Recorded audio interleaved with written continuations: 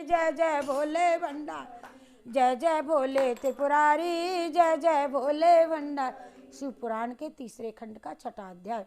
ब्रह्मा जी बोले कि हे नारद, मेरी ये प्रार्थना सुन करके भगवान विष्णु जी ने कहा, हे ब्राह्मण, मैंने अपनी दिव्य दृष्टि के द्वारा इन उत्पातों का कारण जान लिया और अब मैं तुमसे ये सारी बात कहता हूँ, आप ध्यानपूर्वक सुनो।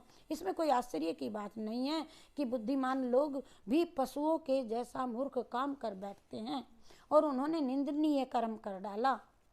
और तुम्हारे साथ जो ऋषि मुनि ये आए हैं, ये सब इन्हीं की मूर्खता का ही तो परिणाम है।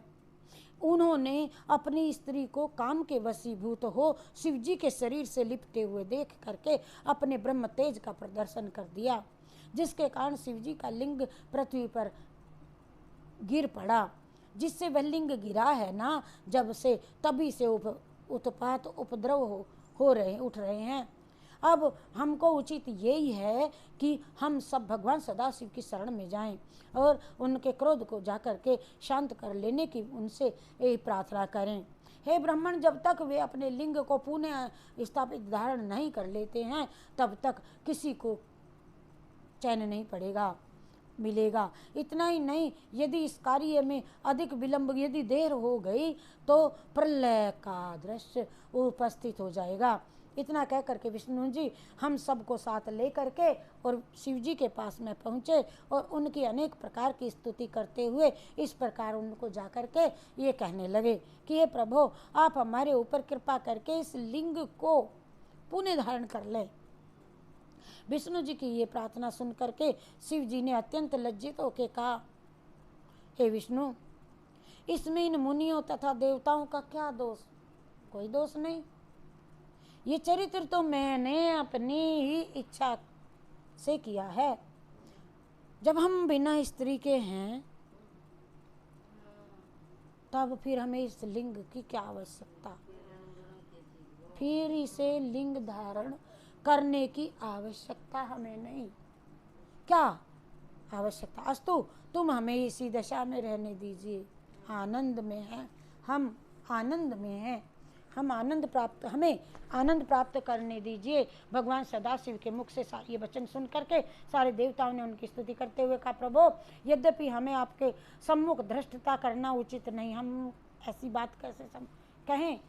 हमें उचित नहीं है प्रभु, यद्यपि हमें आपके सम्मुख, परंतु फिर भी हम आपसे ये प्रार्थना करते हैं कि सती जी ने हिमाचल की पत्नी के गर्भ जन्म ले लिया और तपस्या करके वे अब आपकी अर्धांगिनी बनेंगी। अस्तु, आपको यही उचित है कि लिंग को पुनः धारण कर लीजिए। इतना कहा और ये सुनकर के शिव जी ने कहा, हे देवताओं तथा मुनियों, यदि तुम हमारे लिंग की पूजा स्वीकार करना करो तो हम पुनः अपने लिंग को ग्रहण कर सकते हैं और तभी सृष्टि को आनंद प्राप्त हो सकता है। भगवान शिव ने अपने श्री मुख से निकले हुए इन वचनों को सबने सुना और सुनकर के मैंने विष्णु जी से कहा तथा अन्य सभी देवताओं एवं ऋषि मुनियों ने उनसे कहा, प्रभु, हम ऐसा ही करेंगे, हम आपकी सदैव पूजा करेंगे, लिंग की स्थापना भी करेंगे, आप इसे धारण कर लीजिए। इन शब्दों को सुनकर के शिव जी उसी समय वहाँ से अंतर्धान हो गए और तब लोगों ने पाताल के नीचे पहुँच करके शिव जी के लिंग का पूजन किया। सर्वप्रथम विष्णु जी ने, तदुपरांत मैंने, फिर इंद्र ने, फिर इसी प्रकार क्रमानुसार देवताओं ने, ऋषियों ने, मुनियों ने शिवलिंग की पूजा के में अनेक प्रकार के उत्सव किए तथा आकाश से पुष्पों की वर्षा हुई। और उस समय शिव जी ने अपने लिंग से प्रकट होकर के हंसते हुए कहा, देवताओं सुनो, मुनियों तथा हम तुम्हारी पूजा से अत्यंत प्रसन्न हैं। और सुनकर के हमने प्रार्थना की, प्रभु, आप तीनों लोगों को अभयदान दे करके अपने लिंग को पुनः धारण कर लीजिए। तदुपरांत आप हम लोगों को ये भी वरदान दे दीजिए कि हम पर अहंकार रहित हो जाए, हमें कभी अहंकार ना हो, आपकी भक्ति करते रहें हम सदा। ये सुनकर के शिव जी ने कहा, तथास्तु, और कहते हुए अपने लिंग को पुनः धारण कर लिया। हे नारद, इस चरित्र के पश्चात मैंने तथा विष्णु जी ने एक उत्तम तथा पवित्र हीरा ले लिया। हीरे को उठाया, हीरे को लेकर के शिवलिंग के समान एक मूर्ति का निर्माण किया और उस मूर्ति को उसी समय स्थापित कर दिया। तदुपरांत मैंने उन लोगों को ये संबोधित करते हुए कहा, हे ऋषिकेश, शिवलिंग का जो भी व्यक्ति पूजन करेगा, इस शिवलिंग का, स्फटिक शिवलिंग हीरे का, उसे लोक तथा परलोक में अत्यंत आनंद प्राप्त होगा। उस शिवलिंग के अतिरिक्त हमने वहाँ और भी शिवलिंगों की स्थापनाएं की।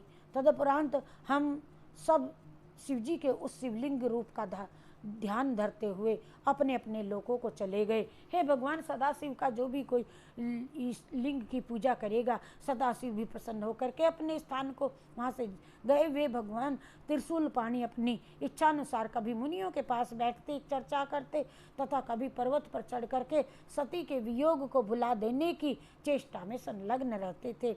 हे नारद, शिवलिंग पूजन की जो ये कथा जो प्राणी मन लगा करके सुनता है वह सदैव प्रसन्न रहता है, और जो लोग शिवलिंग की पूजा करते हैं वे अपने कुल सहित मुक्ति को प्राप्त होते हैं, शिवधाम को जाते हैं। बोलो जय शिव शंकर भगवान की जय।